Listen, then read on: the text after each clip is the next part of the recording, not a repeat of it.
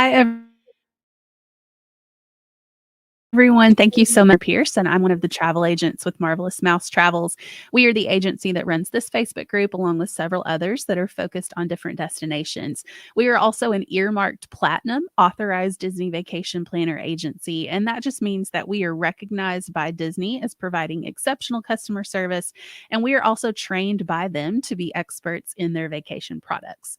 Welcome to Sundays with MMT. This is a weekly live agent panel video series that we do in one of our Facebook groups every Sunday night at 8 p.m. Eastern.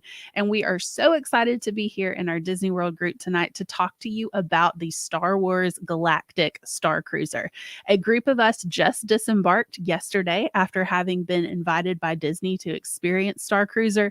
So we have a ton of information and pictures that we're going to be sharing with you tonight, but we also would love to take some questions. And so if at any point during this video you think of a question, go ahead and pop that into the comments and we will be happy to address those questions for you as well. In fact, if you happen across this video either on Facebook or on YouTube after it's no longer live, you can still ask those questions and we'll be happy to come back and address those for you. As we're live tonight, we are using a platform called StreamYard, and StreamYard might ask you to approve it to display your username and profile picture if you want to post a comment. Just know that you can decline that permission and you can still post and interact with us anonymously. So I'm joined tonight by my fellow space travelers, Chelsea and Mary Alice. So ladies, thanks so much for being here with us tonight. And if you would take just a second to, introduce yourselves to everybody, let them know how long you've been with the agency and the best way for people to contact you if they're interested in planning a trip. Hey everyone, my name is Mary Alice Fouts. I have been with the agency for about 2.5 years now. And if you'd like to stay connected with me or reach out, you can find me at facebook.com/Mary Alice MMT.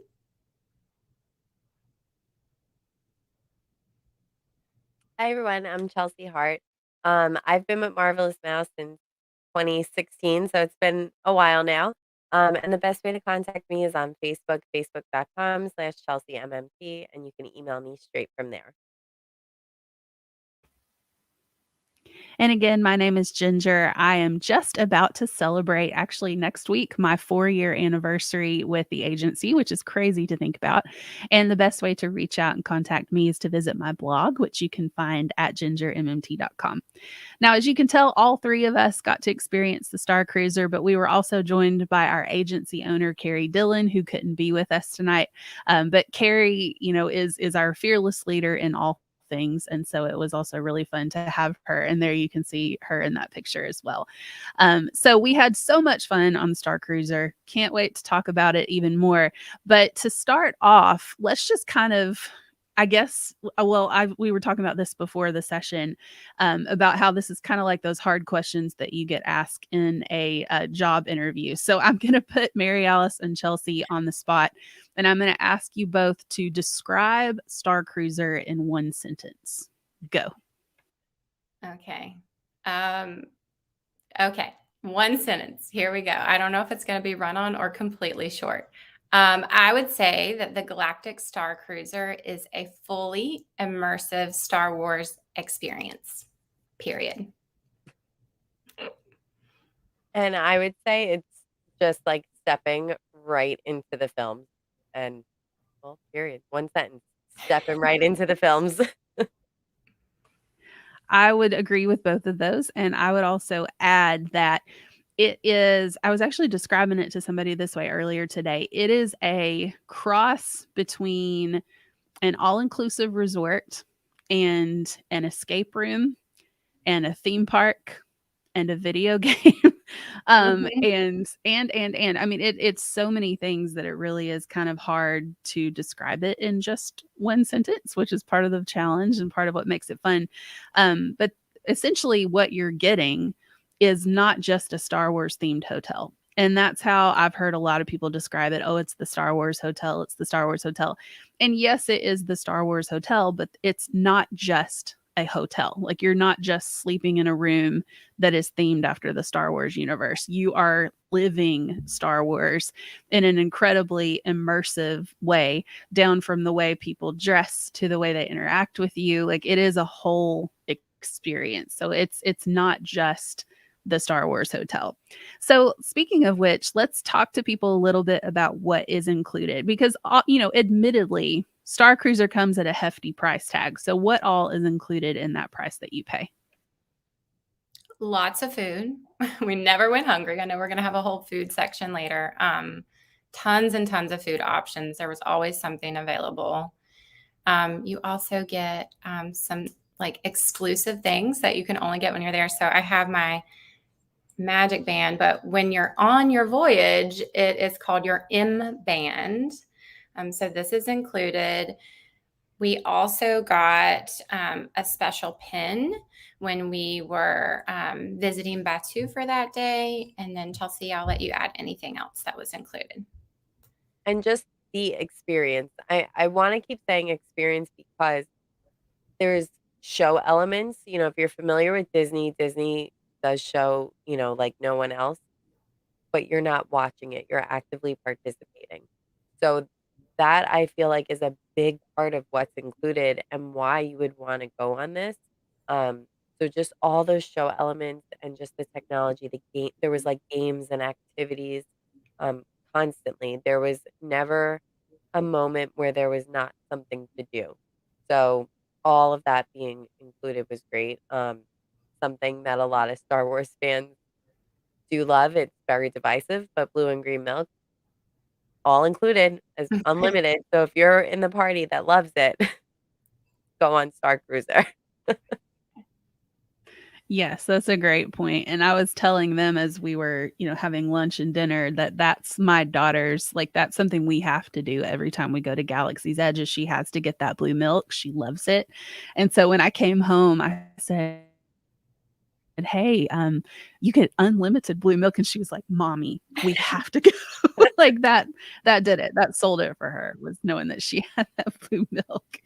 But I mean, yeah, you're getting you're getting lots of food, and you're getting blue and green milk. You're getting accommodations at that price. You're getting park admission, lightning lane entrances on Rise of the Resistance and Millennium Falcon Smuggler's Run. So, yes, it is an expensive vacation, but when you consider the value of the things that are included in that price tag, I think it makes it a lot more, something that you can see the value in, and you can be like, okay, well, like, yes, I'm paying a lot of money to do this, but I'm also getting a whole lot included in that, just much like you do on a Disney cruise or something like that. You get a lot of things included at that price tag.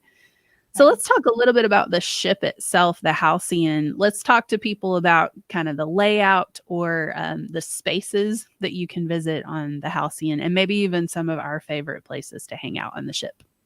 Sure. Oh, Chelsea, you go ahead.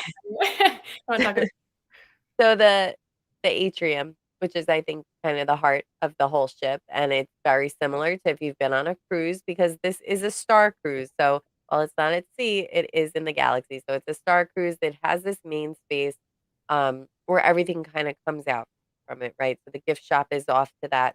The bridge is off of it. The sublight lounge, where I spent probably way too much time, is also off of that. But that's where they had a lot of activities. That's where the bigger show elements were, even though they were spread out throughout the ship, that was kind of like the main area. Um, so if you were ever, not looking maybe at your phone for what the events were, you knew you could always head to the atrium and there would be something happening there, even if it was just, a character on board that happened to be sitting down, like chatting with you. So there's always something. Right. And that, because Chelsea referred to it as a cruise, it is a cruise. So you can think of your Halcyon ship as your cruise ship. So if you've ever been on a regular cruise, this was completely themed like that, just in space. So the atrium, which you just saw pictures of and where most of the action is deck 6. And so from there, you can go down to deck 5, deck 4, and so on. And there are rooms on all of those decks. We were actually on deck 4, and deck 4 had a lot of different things on it as well. So we would definitely recommend deck 4 because we were really close to a lot of the action. Deck 4 had the main dining area, Crown of Corellia, I believe that's what it was. And that's where we had lunch and dinner and breakfast on appropriate times and days. And then it also had lots of extra rooms in it. And so that would be things like that wasn't the engine room was on that level. The brig was on that level. So those are places that you can explore. But deck 4 was also where you had the climate control area. So if you needed, I guess, to decompress from space and feel a little bit more like you're on Earth, you had this open air area, which was actually enclosed. So if it is raining or a really humid day, you're not going to feel the outside elements completely. This is where the cargo hold was. And something else we should mention about the layout of the Halcyon is that every deck in multiple places had, I think they were called control panels. Is that the proper term for it? Control panels. And that's where you could tap your M band and you would have to tap in. You could get a layout of the ship from there if you needed to, but it was also where a lot of other interactive elements were living for you. And Deck 4 is also home to the transport pod down to Batu for your planet excursion, which we'll talk about in a little bit. So I completely agree with Mary Alice that if you want to be in the heart of the action, Deck 4 is where you want to be, because Deck 4 has it's just easy to get anywhere. And so we were actually, I think the second room, we were 4103. So we were the second room on the left down the hallway. And so it was steps to get to dinner, steps to get to the turbo lift to go up to the atrium. So we were really close, and can definitely recommend that location. If you want to be a little further away from the action, you might want to go down a couple of decks, to have, a little more separation between yourself and those show elements. But I never felt, and you guys can chime in here and tell me what you think, I never felt disturbed by noise or anything like that when we were in our room on Deck 4. Did you guys? No. And I did notice, if it was later in the evening, there was a little sign at the entrance of the hallway that said, this is quiet time, quiet area. But I never noticed anything. Me either. So let's talk a little bit about the rooms themselves. Now, as with any hotel on Disney property, there are a lot of different options for rooms that you can have, to 1-bedroom villas and larger ones. We were in, the standard room. And you girls want to talk a little bit about the room? What did you like about the room? Did anything surprise you about the room? I was surprised, and I'm going to use a space pun here, about how spacious the room actually felt. I thought from a lot of the pictures that I kind of looked at before that it felt tight or small because the bunk beds appeared that way, but not just the bunk bed. The bunk beds were spacious. The room was spacious. We did have a room that had a 5th sleeper. So we had a pull down. And for all 4 of us staying in there with our luggage, and I did bring lots of bags, they can attest to that. We had plenty of room. There was also 2 closets with some shelves and things like that. There was also a pull-out table right under our window into space, and there were these little kind of crate chairs underneath that, and you could lift those up, and there was also storage in there. So there was plenty of places to stow things. And I like the fact that I didn't feel claustrophobic, even though you were enclosed in, with the exception of your window into space. Because when I cruise, I always get a balcony. I'm not an inside stateroom traveler at all. And there was 4 of us in that room, and I never felt like, I'm in this tiny room. It was really nice, and I loved having that window. But I think my favorite thing, and it may have just been because I was so tired and excited, was our droid in our room. You actually get a little droid that you can interact with. She doesn't always listen to what you say, but for the most part, she does. She'll even sing you a lullaby or tell you a bedtime story. So I thought that was really cool because it was just another way to bring the outside story into your room. So there's nowhere on the ship that you're not immersed. So even in the room. Very true. Yeah, And that's definitely true. I will Oh, say that I'm sorry, that window that we had, it went up and down. So if you needed less light or ambient light, you could turn that off. But also in that little panel that the droid was on, there was a little down there to the right. You can see that those lines. That was a light that you could turn off or on. So if you did have little kids that needed like a night light, that would be a great thing to keep on, because when you do turn off all the lights, you don't have any outside lights. So it is very dark. So if that's something that you're into, like you need those blackout curtains, you're going to get a great sleep in here. Yeah, I am that person, and I loved having the darkness, but definitely make sure everyone's in position before you shut the lights Yeah. For sure. down, because I had to mind you pretty bad into the side of that bed trying to walk in the dark. So plan accordingly, and be tactical about how you turn off the lights in that room. I will be completely honest. I tend towards being a little bit claustrophobic. And so I was a little bit nervous about going into a room that didn't have a window, like a natural window. I didn't feel closed in at all. And I think that also is part of the reasoning behind that climate simulator that Mary Alice was talking about, because if you are feeling a little claustrophobic, you can go out there and be like, oh, the sky, so like you can experience that.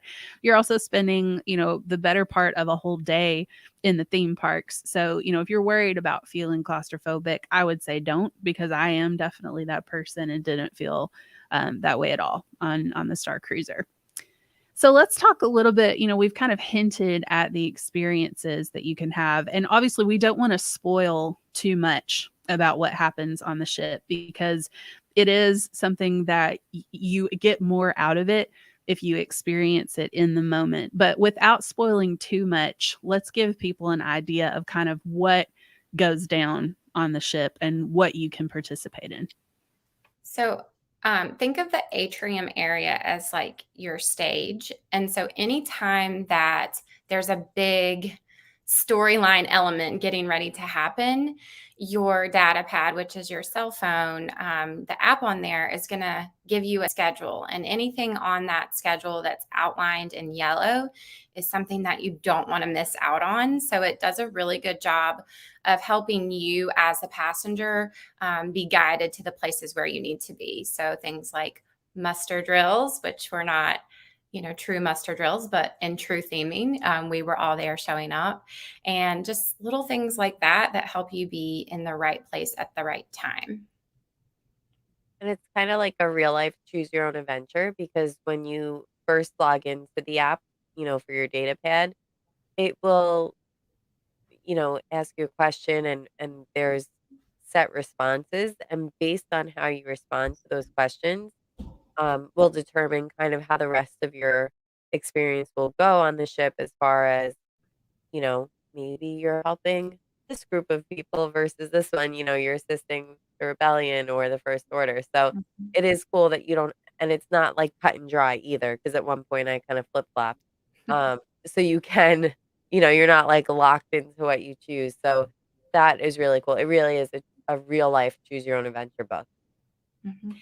Yeah, that's true. And we kind of split up a little bit, did a divide and conquer, where two of us kind of had our allegiances on one side and two of us had our allegiances on the other side. And so we will be releasing on our agency YouTube channel, which you can find at youtube.com/Marvelous Mouse Travels. Some of you are probably watching from there right now.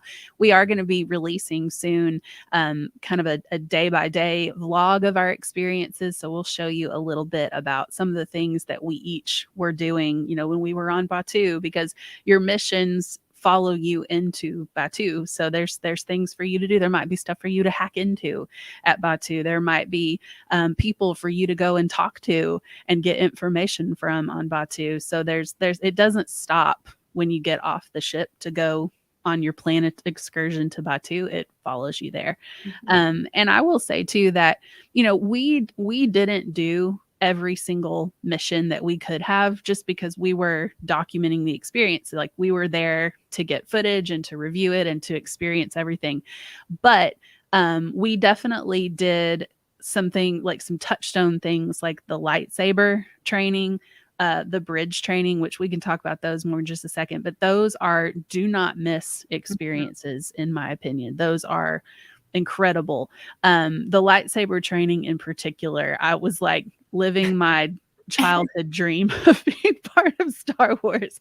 Like you're literally like Luke Skywalkering it, hitting a laser thing with a lightsaber, and it was pretty awesome. But you know, we didn't participate in every little mission, but there were people there who that was what they did from the time they woke up to the time they went to sleep, adults and children alike. Never ran out of things to do. So if you're not so much wanting to get into all that stuff, there's still plenty of stuff for you to do on board. You can watch the main shows, you can participate in those big things like the lightsaber training or the bridge training, and then you can go sit in the lounge, or you can go eat 2 lunches like we did, you know, one on Batu, Yeah. one back in Crown of Corellia. So you don't have to be involved in all of that stuff if you don't want to. You're still going to have a great time. But if that's what you're there for, you literally could do that all day and not get bored. And there were some extra things that weren't quote unquote missions, where you could just go and learn how to play sabacc, or you could go and watch droid racing. So there were things that you could be as immersed in as you want, or just be a spectator and enjoy everyone else who's fully immersed. So let's talk a little bit about lightsaber training, again, without giving too much away, but what was your favorite thing about lightsaber training? Just getting to do it. I mean, it was really cool. Like, I think Ginger and I are probably the bigger fans out of our group that was there. So it was like, you know, as soon as you got handed it to you, you're like, oh, I have a lightsaber. I didn't want to give it to like any kid or anyone. I wanted to like keep taking all the turns. Um, but it was just really cool because, like I said, you don't feel like, you know, sometimes you go somewhere and you're like brought up on stage and you're like a little like, oh, and shy. No, no, no. This is like, it's real. It's so real. So that was, I think, the coolest part of it. But pro tip, you know, stretch before you get in there. I'm still feeling it. I was very into that lightsaber training and I'm paying for it. I would agree with that. I'm not going to pretend like I'm super in shape. And that was a workout, but it was really fun. I think I enjoyed the fact that lightsaber training kind of was a part of the story. There was a story in there in true Disney fashion. It wasn't, okay, here's a lightsaber, everybody's going to have a turn. Like the story progressed while you were in there, which I thought was really neat. And the same thing is true with bridge training. You know, like the story, again, not to give too much away, but the story continues in bridge training. So yes, you're learning how to shoot the weapon system, which is essentially like Space Invaders, you know, if you're as old as me and remember Space Invaders. But you know, you're playing essentially video games in there, you know, flipping different buttons and things like that to make the ship do things. But the story follows you in there. Important things happen while you're in there. You get to feel like you're part of the story.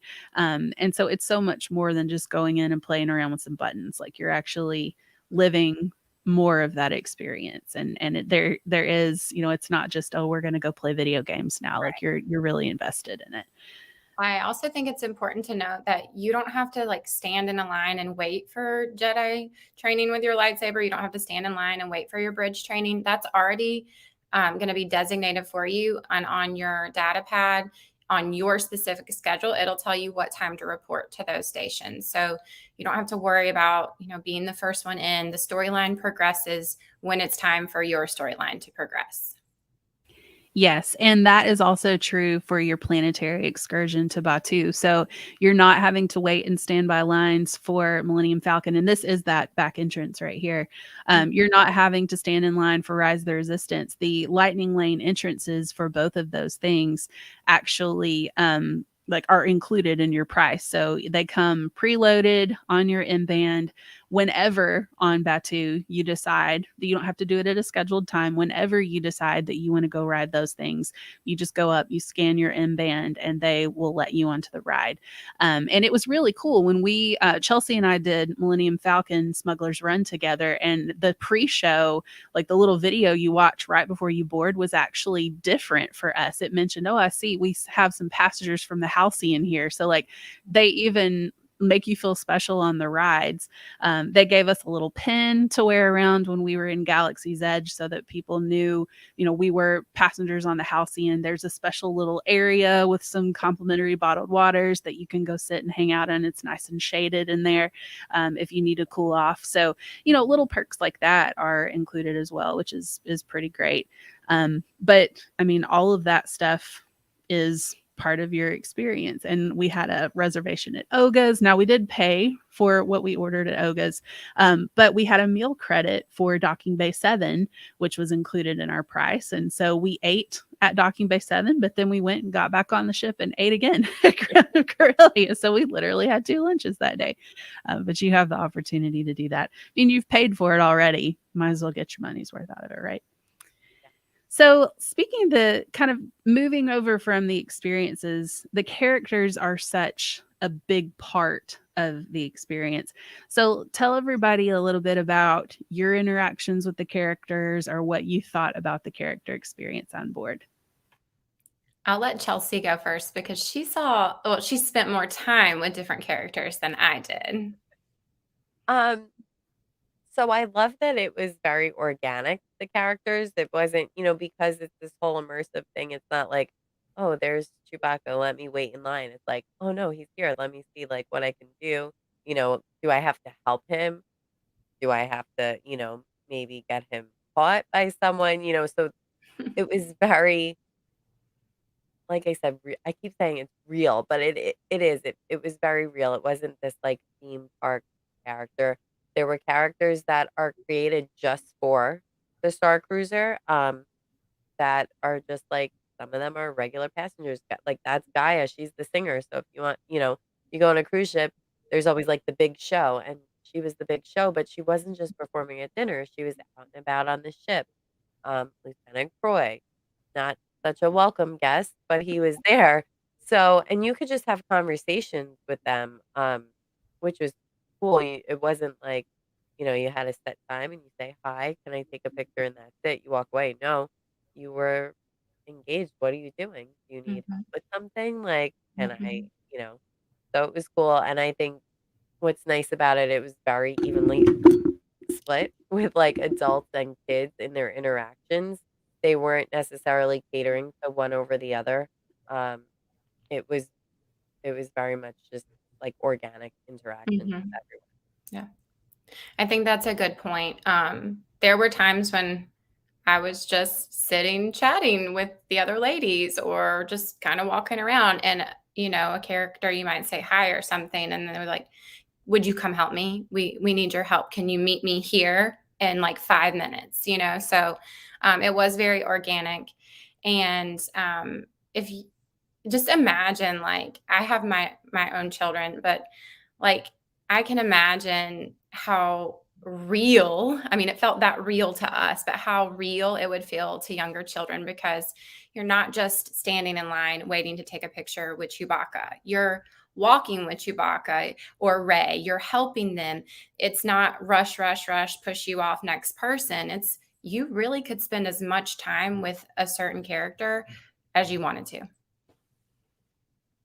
Yeah, Chewbacca is one of, and this is fairly widely circulated that Chewbacca is on board, so we don't feel like we're spoiling too much here, but Chewbacca is one of the first high profile characters to show up, and we won't say exactly when he shows up, but he's one of the first to show up, and he's there for hours. And I mean, there were literally like groups of kids and adults who were on a mission with Chewie for hours. And I mean, that's part of what, I kept saying to these ladies and to Carrie and to, my family and everybody when I got home, that there's nothing else like this at Walt Disney World that gives you that level of character interaction and immersiveness. It's kind of like the best parts of Disney, which is their immersive storytelling, put in the Star Wars universe, and it's just created this incredibly unique experience that you cannot find anywhere else.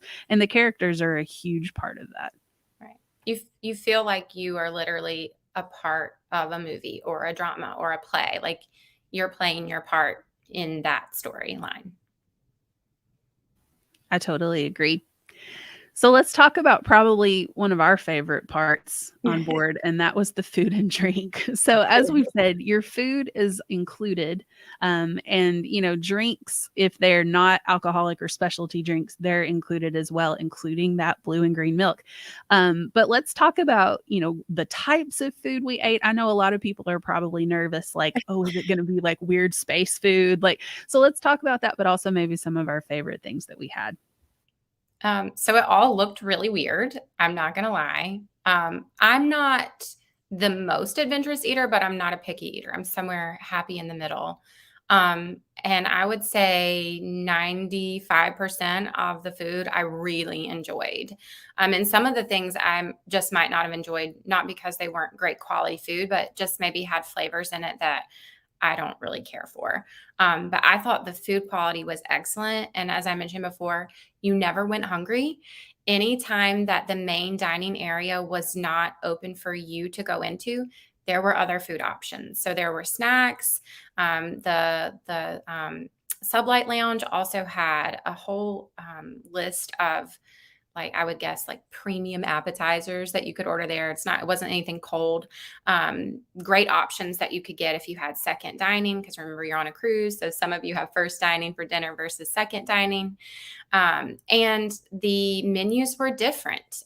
So your lunch was different each day. Your dinner was different each day. There were some similar elements that you could probably find in each one, but you weren't eating the same food over and over, which I really enjoyed because I like to eat and I like to eat lots of different things. And then if we did want, you see like the bao buns there, if we did want another particular bao bun, all of those had 3 different flavors. But if we had liked one over the other, they would have happily brought us another one of those. And I think I could speak to the drinks a little bit.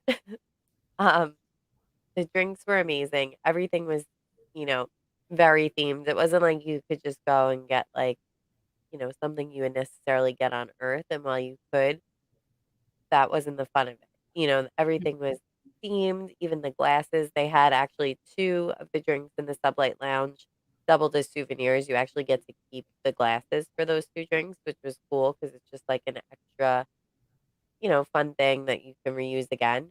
Um, and even the non-alcoholic stuff for kids, it wasn't like, oh yeah, here's an apple juice.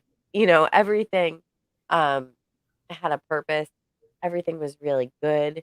Um, and like Mary Alice said with the food, it was great to be able to have like different options because you are only there for 2 days essentially. So it was nice to not repeat anything and to try everything. And while it may have looked weird, a lot of this stuff was just presented in a different way because we were in space. But it was stuff you would normally eat. Yeah, that mac and cheese. Oh Yeah. no, that was the breakfast. The breakfast sandwich was so good. It wasn't actually a sandwich. It was like stacked with candy bacon on top. It was Yeah. really good. That was Had hash browns on the bottom. These really good, yeah. like a hash brown cake. It was really good. You can see waffles there. You're not going to find Mickey waffles at the Galactic StarCruiser, but you can find waffles there with their emblem on it, which is the symbol for the cruise line that you're on. And a lot of stuff had that emblem and stuff you didn't necessarily expect. But the first drink I had when we sat down, it had a giant ice cube in it that was embossed with that logo as well. So it was just those little touches that elevate it, not just how things taste, but just visually as well. So it was cool to have all Right. that. Yeah, like the dessert, I didn't even think about it until after we ate it and they told us, but the dessert that we had the very last night was actually in the same shape as the logo. So they're always looking for little places to put their special touches, which is not surprising for Disney. Right. That's right. And I will speak to the lattes.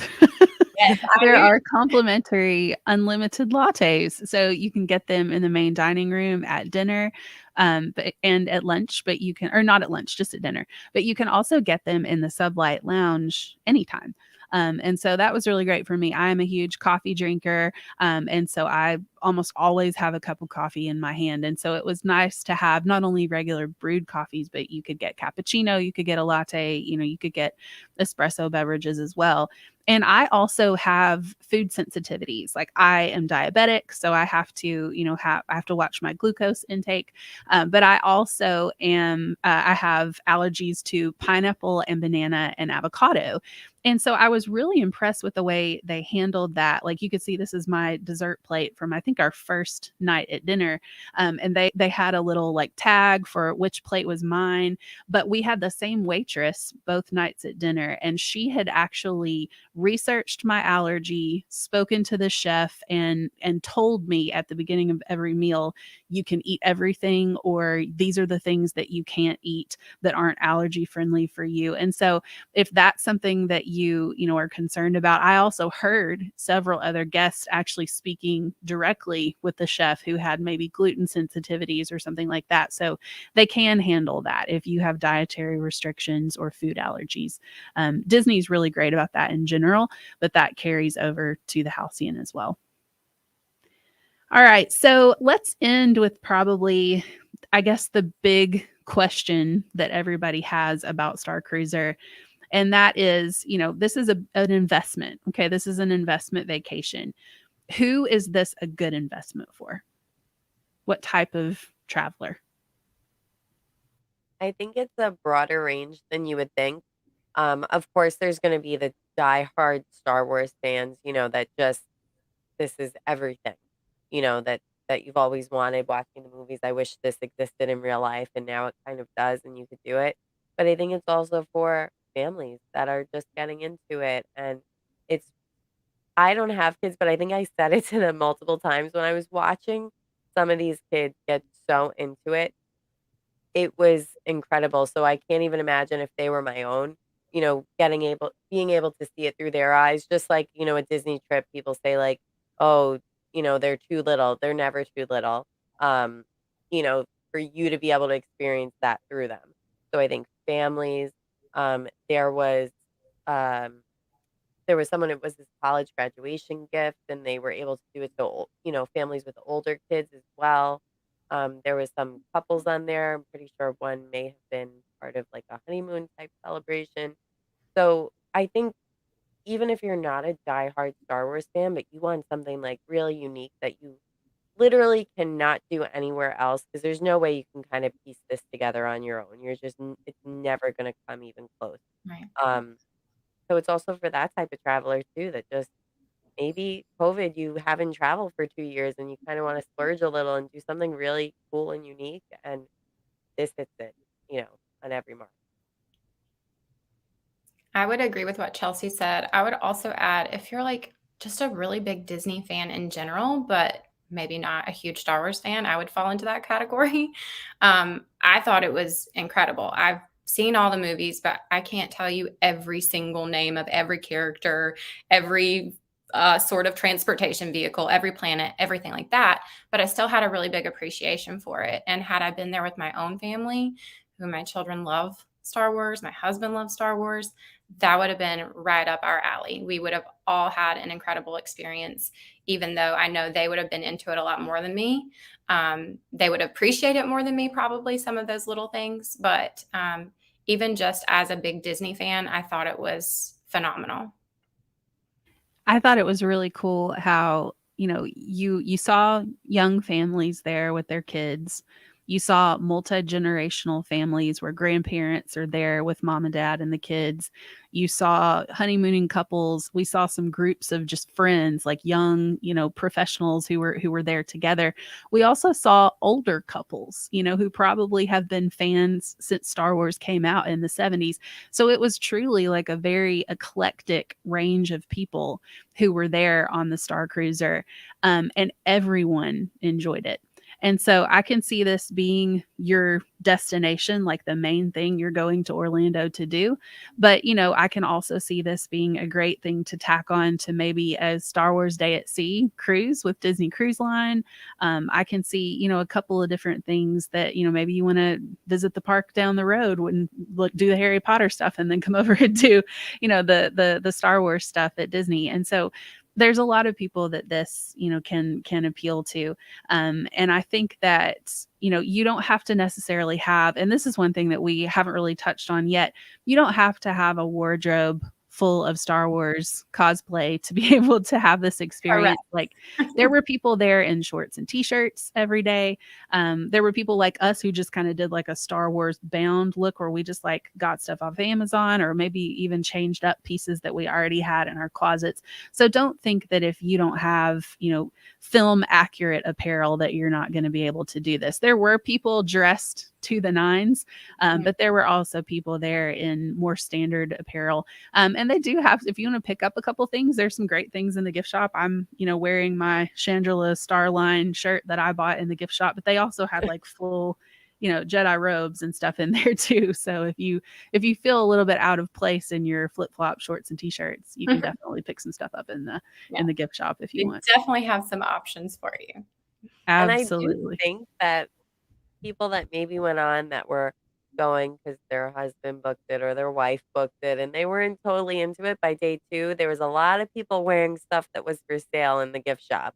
So I think you kind of go into it thinking like, oh, I'm not going to do this. Like I'm going to have fun, but I don't want to get like so into it. And then after like 2 hours, you're like, where are my Jedi robes? Like, why, someone get me an outfit now, and you really get into it. That's true.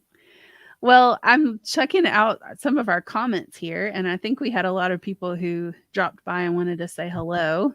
Hi. Hello. Yes, I was excited too. I was a little bit like a child. Hello. Thanks for watching. I didn't feel like you were like super giddy. You held it in. So. I held it in. I did not when I found out I got to go. I would like legit squealed. I watched Ginger as we walked in. Like I took a quick look, and then I wanted to look at her to see her reaction. And I know you were filming, but you were like in the camera, like so excited. Yeah, I noticed I was going through the pictures in our shared album, and I was like, "Oh, Chelsea took a picture of me when I walked in and saw it," which I thought was sweet.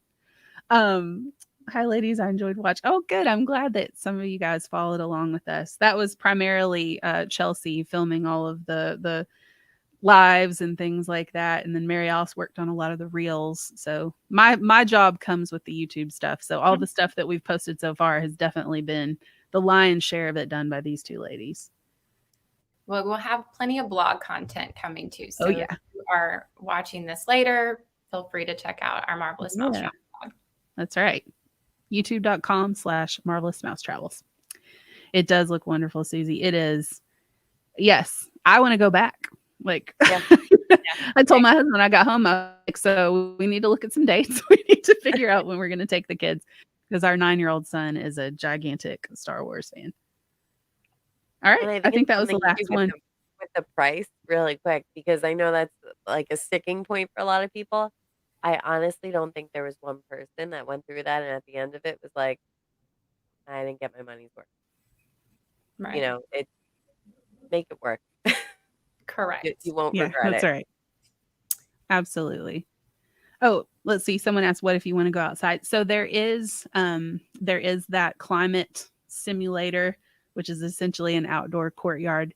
If you want to go outside, you're not confined to the property. Like you spend almost an entire day in Galaxy's Edge, in the parks. But if you want to step outside, like this is one thing we asked about is there a smoking area, and the smoking area is actually out back on Earth. So you have to take the pod back down, to where you boarded the ship, but you don't have to be a smoker to go out there. If you just want to go outside and be outside, you can. So Right. you're not trapped. You're allowed to go outside if you want to. I did ask, like, is it really difficult to go back outside and go back to Earth if you want to? And it's not. They have people that can easily transport you back where you need to be. So don't feel like it is an inconvenience to anyone. They want to make sure that if they call it homesick, if you're a little homesick, you can go home to Earth for a little while if you need to. All right. I think that's all of our comments. So thank you all so much for joining us tonight for Sundays with MMT. If you would like to get some more information about StarCruiser from any of the agents that you heard from tonight, you can visit us at our contact information, or if you want to be matched with an agent through the agency, you can visit marvelousmousetravels.com/contact us. Keep in mind that not only can we help you with a trip to StarCruiser, but we can help you with any theme park vacation, all-inclusive resorts, cruises, international travel, pretty much anywhere you want to go. There's a Marvelous Mouse agent that can help you get there.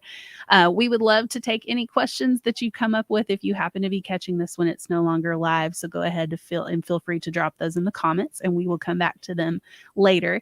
But for now, thank you again so much for watching, and we hope to see you again really soon for another episode of Sundays with MMT. Bye, everybody. Bye.